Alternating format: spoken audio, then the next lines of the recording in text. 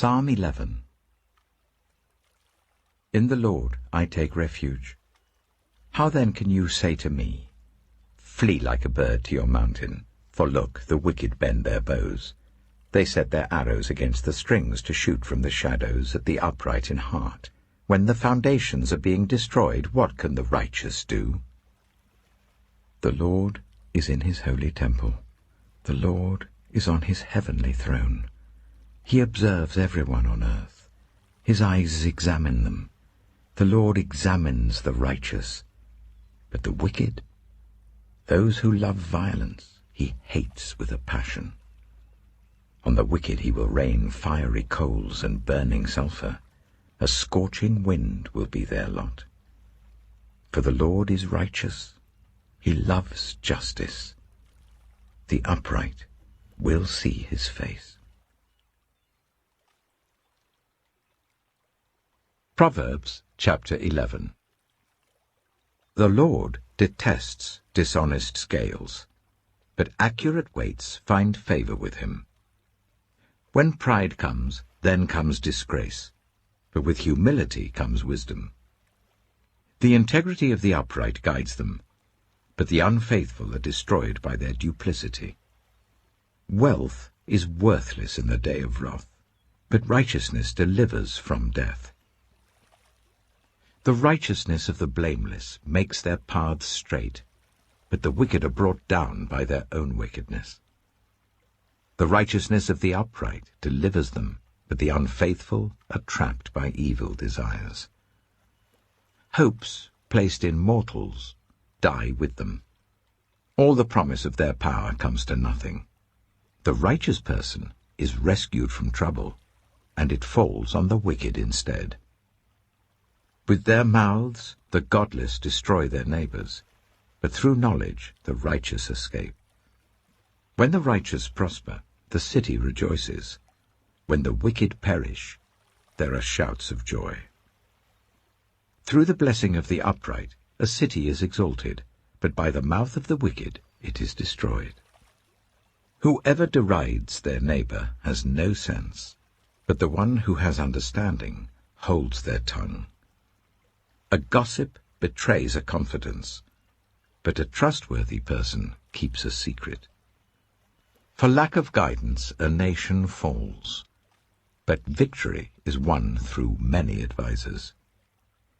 Whoever puts up security for a stranger will surely suffer, but whoever refuses to shake hands in pledge is safe. A kind-hearted woman gains honor, but ruthless men gain only wealth. Those who are kind benefit themselves, but the cruel bring ruin on themselves. A wicked person earns deceptive wages, but the one who sows righteousness reaps a sure reward. Truly the righteous attain life, but whoever pursues evil finds death. The Lord detests those whose hearts are perverse, but he delights in those whose ways are blameless. Be sure of this, the wicked will not go unpunished, but those who are righteous will go free. Like a gold ring in a pig's snout is a beautiful woman who shows no discretion. The desire of the righteous ends only in good, but the hope of the wicked only in wrath. One person gives freely, yet gains even more. Another withholds unduly, but comes to poverty. A generous person will prosper. Whoever refreshes others will be refreshed. People curse the one who hoards grain, but they pray God's blessing on the one who is willing to sell. Whoever seeks good finds favor, but evil comes to one who searches for it. Those who trust in their riches will fall, but the righteous will thrive like a green leaf. Whoever brings ruin on their family will inherit only wind, and the fool will be servant to the wise. The fruit of the righteous is a tree of life, and the one who is wise saves lives. If the righteous receive their due on earth, how much more the ungodly and the sinner?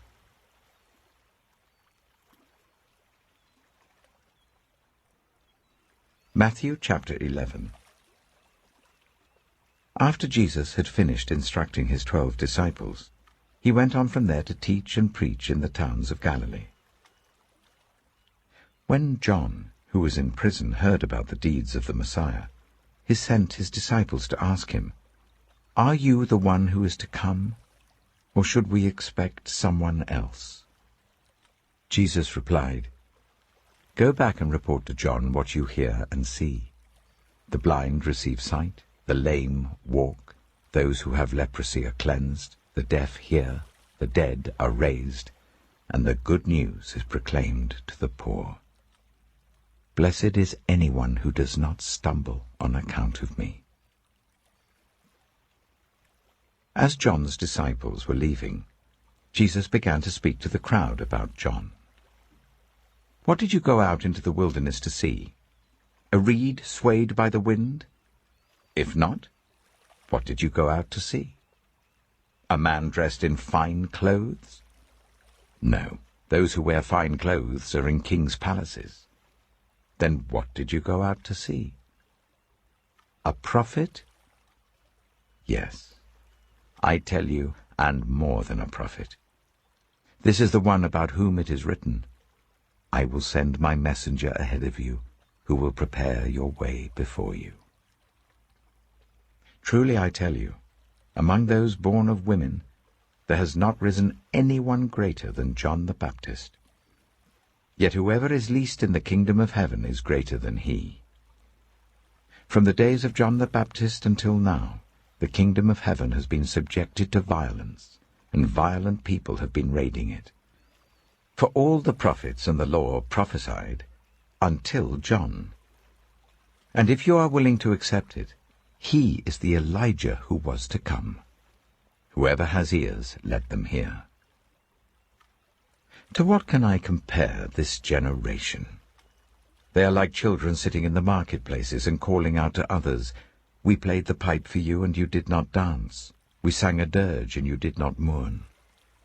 For John came neither eating nor drinking, and they say, 'He has a demon.' The Son of Man came eating and drinking, and they say, 'Here is a glutton and a drunkard, a friend of tax collectors and sinners.'